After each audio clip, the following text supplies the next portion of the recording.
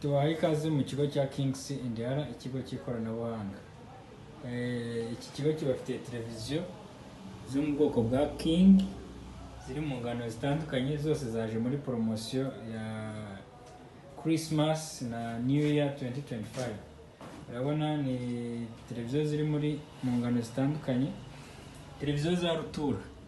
King iyi ni puse 55, iri ku giciro gito cyane cya poromosiyo. Iyi ni King 65, urabona nayo ukuntu ingana. Amashusho nayo ku rwego rwa 4K cyangwa se ultra high definition. Hari kandi puse 75, iyi nayo ni King puse 75. Muze mwihahire muri poromosiyo y'umwaka mushya muhire 2025 na Christmas. This is special promotion for all Rwandan customers. Thank you all, you are welcome.